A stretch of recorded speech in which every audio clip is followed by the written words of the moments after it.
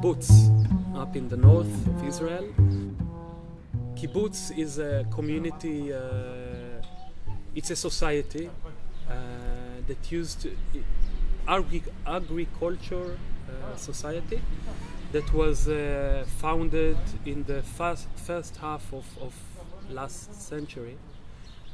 It was founded on communist ideology. My grandparents, they live in Romania. They found the new ideas of the communist era, the communist ideology coming from Russia. They found it very appealing.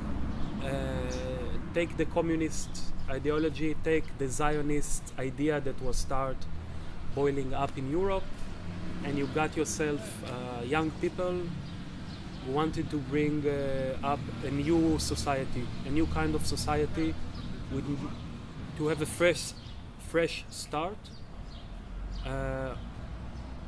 built on Judaism roots, but actually something completely new. So the idea was to build a place where everybody is equal. Everybody works as much as they can and get all their need. You don't own your own property, you don't get paid, you don't get a wage, you just get all you need. You get food, you get shelter, you get a lot of cultural activity, dancing, and but everybody has to be equal. All the children in the kibbutz live in a children's house. I was brought up in the children's house until I was 7. I was never slept in my parents' house. I was raised in the kindergarten, in the children's house. I got to see my parents once a day for like 4 hours a day. But my education and all the other children education was the same and was given by the kibbutz. The food in the kibbutz is it's a very difficult issue.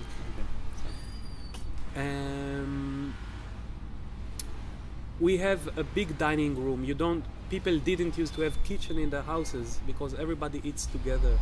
So we have a big dining hall. All the kibbutz members for the breakfast, lunch and dinner used to come over there. We had a cook. Usually the cook was one of the kibbutz members, and he wasn't like a chef. He wasn't specialized of cooking.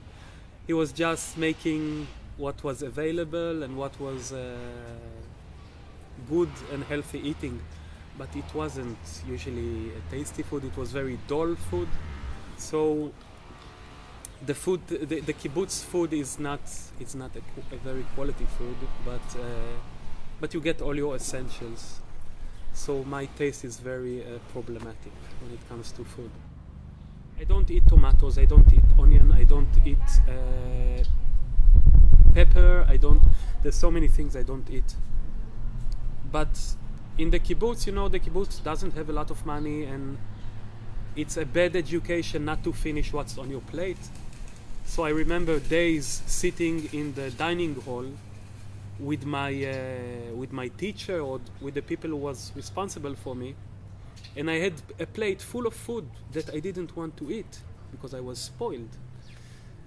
And my teacher said, "You're not getting up until you finish what's on your plate." And I was start crying and eating and crying, but I didn't have no choice because chicken is expensive. You must finish your chicken. I don't like it. But it's not a funny story. It's a tragic story. It was a great tragedy for me. Again, the kibbutz is a society that rejected a big part of Judaism, a big part of the rituals. So in most kibbutz, of course there are some religion kibbutz, but most classic kibbutz, the food wasn't kosher. We also used to raise pigs in the kibbutz, which is somewhat illegal. It used to be illegal to raise kibbutz in Israel. There's a law that used to say you're not allowed to raise pigs on Israeli soil. So in some places, some kibbutz used to build platforms, and they put the pigs on the platforms, because then it's not on Israeli soil, so it was okay. Well, I'm Jewish. Technically, I'm Jewish. My parents are Jewish. My mother is Jewish. But again, because I was brought up in a society that rejected religion, a communist society actually, I was brought up on different values than Judaism. If you ask me what I feel like I'm Israeli before I'm Jewish. I speak Hebrew. I celebrate the holidays, the Jewish holidays, but one essential thing is missing from those holidays, and it's God. You know, it's God and it's belief. So I guess I'm a Jewish without a belief. I'm not an atheist. You can say I'm more of agnostican, but I feel like I have a Jewish culture, but if you ask me, I'm Israeli. I'm not really Jew. I don't eat kosher, but I don't see a different way of life I can live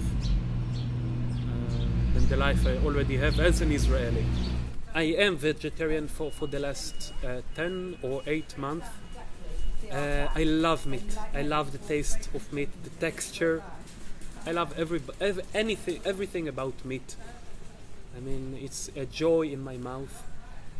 But I've been traveling for long terms of time in the Far East, and I got to taste the Asian cuisine, the Indian cuisine, and it was like the best things I've ever tasted.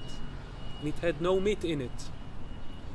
Add to this, I was practicing Vipassana for 10 days of silence, no speaking. You practice some Buddhist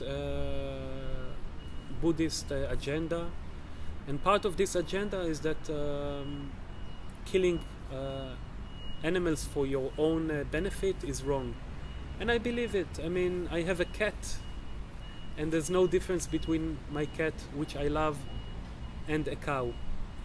We show cruelty towards animal, and we are quite hypocrite about it, because we make a difference between a cow, a giraffe, and a cat. I think there's no difference. So I prefer not eating animals. I find it easy to resist my craving for meat. But I'm also a hypocrite because I wear leather shoes. I'm using products that was tested on animals. I try not to, and I also eat fish. So I'm also not perfect, but I try, you know. I try, and I believe this is the direction the world is going to.